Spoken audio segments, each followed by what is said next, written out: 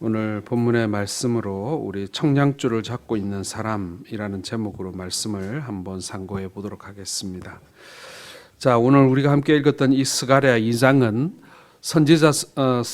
선지자 스가랴가 본 8개의 환상 가운데 세 번째 환상을 기록하고 있습니다.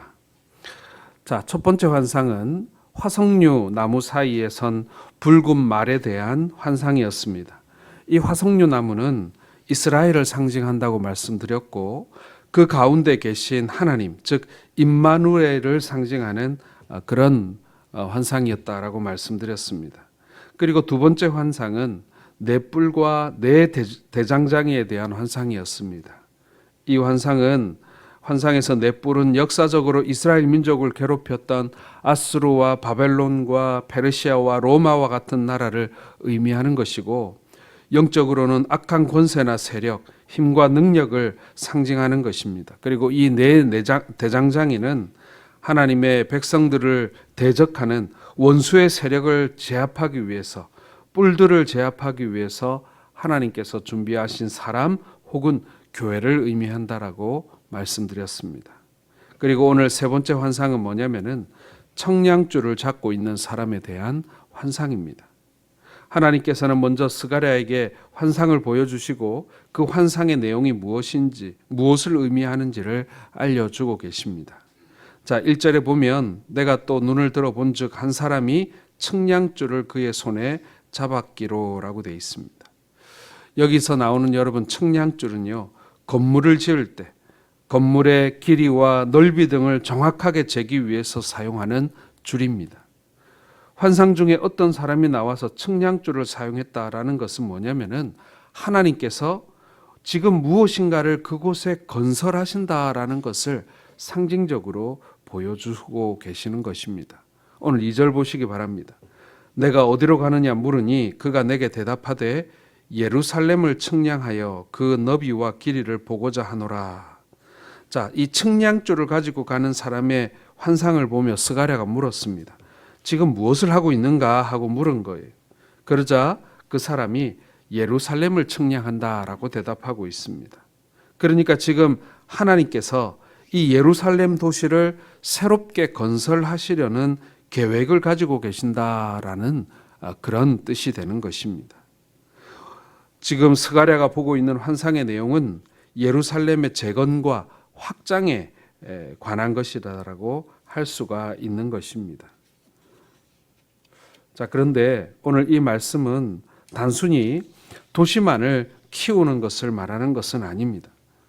예루살렘의 재건과 확장만을 보여주는 것이 아니라 더 나아가서 예루살렘 성전과 도시의 재건을 바라보면서 하나님 나라가 확장되는 것에 대한 예언을 말씀하고 있는 것이죠. 여러분, 실제로 이스라엘 가보면요, 이스라엘 정말 작습니다. 이스라엘 전체 국토를 통틀어서 얼마만 하냐? 경상북도만 합니다. 이스라엘 전체 그 국토가 말이죠.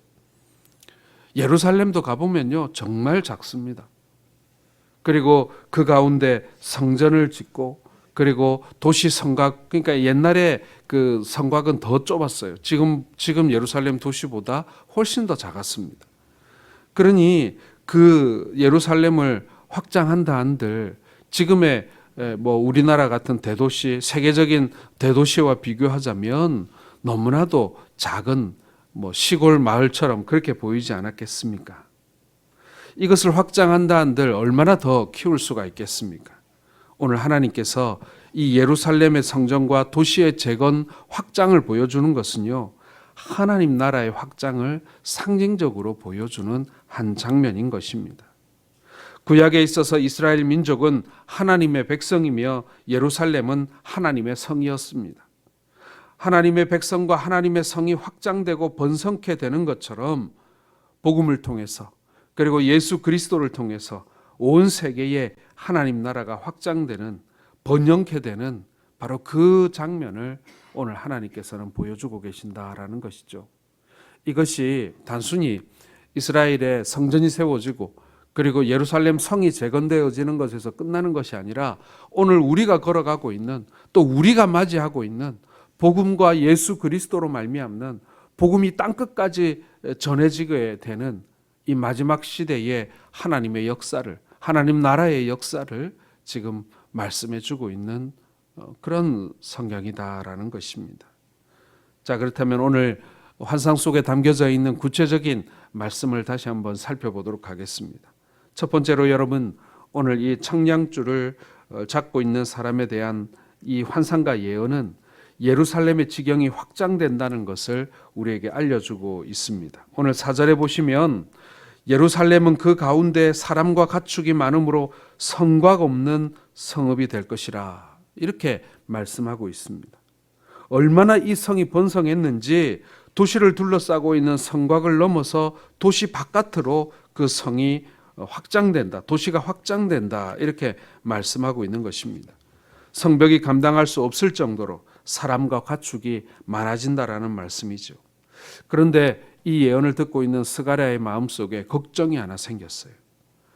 성곽이 없으면 그렇다면 사람들의 안전은 어떻게 지키는가 하는 것입니다.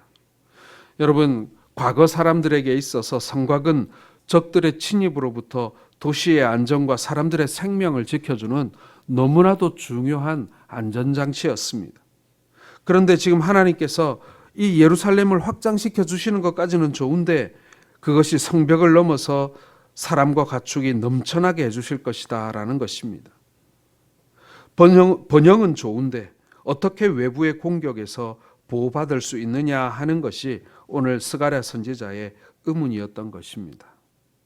이러한 스가랴의 마음을 아시고 하나님께서 이렇게 말씀하십니다. 5절 말씀 보시기 바랍니다.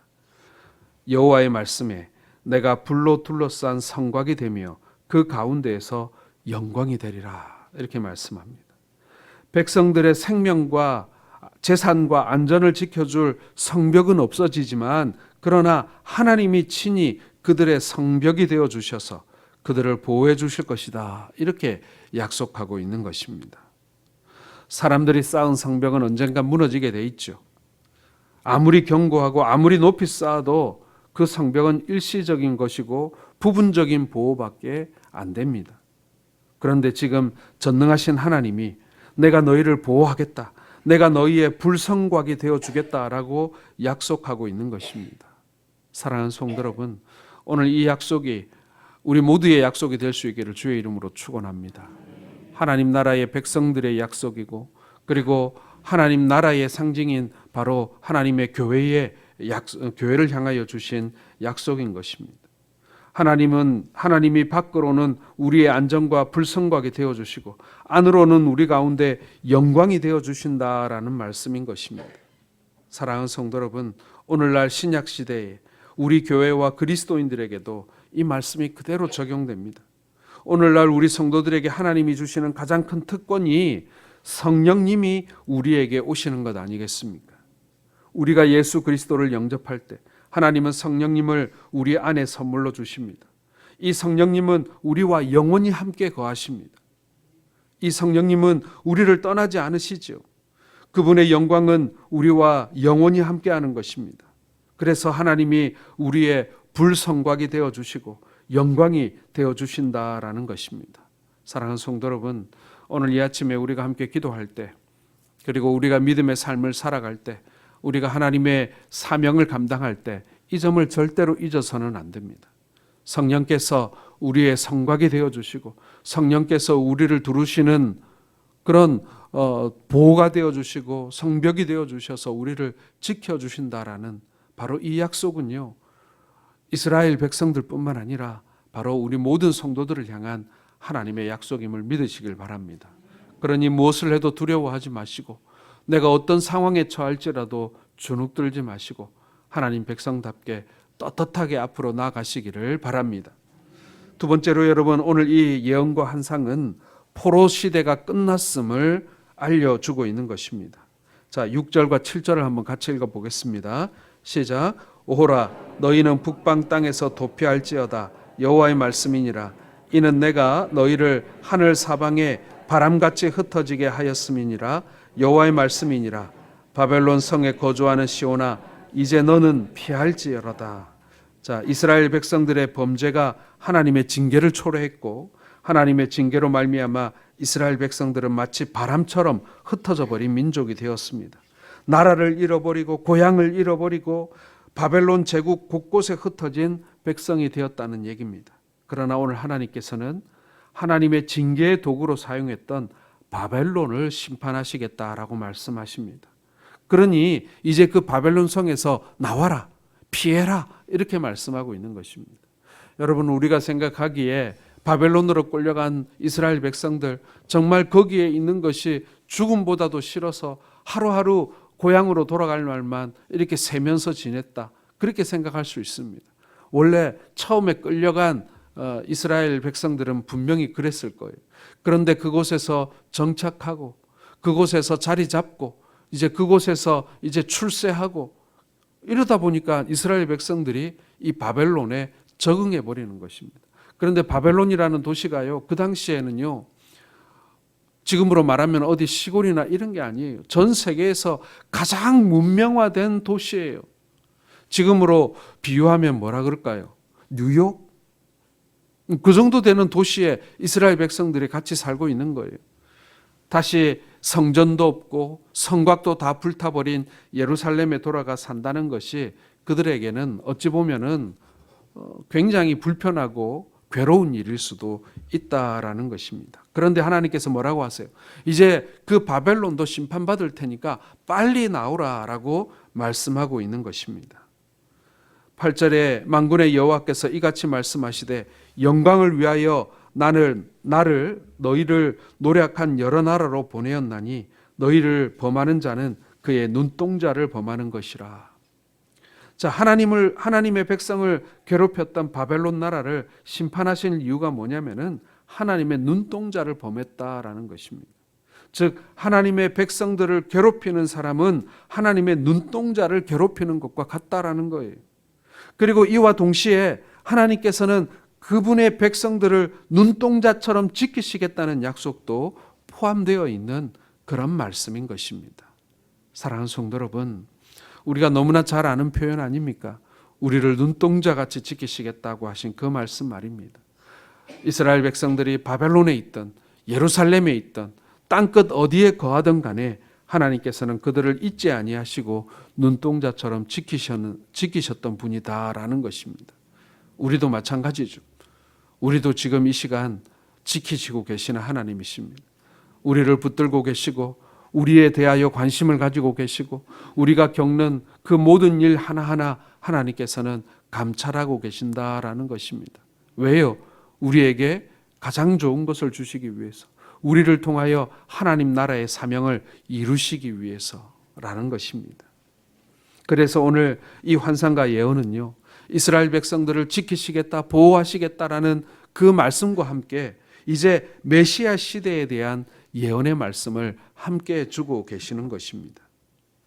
하나님이 불성곽이 되어주시고 그 영광 가운데 우리와 함께 하신다고 했습니다. 이 말씀이 우리에게 소망의 말씀이지만 그럼에도 불구하고 우리는 이 세상에서 많은 시험과 고통을 경험합니다. 아직 우리가 사는 세상은요, 악이 들끓고 있고 의인들이 고난당하는 불의한 세상입니다. 문제가 많은 세상이에요. 하나님이 이 세상을 통치하고 다스리시지만 아직도 이 땅에는 악인과 의인, 불신자와 신자들이 어울려 사는 그런 세상인 것입니다.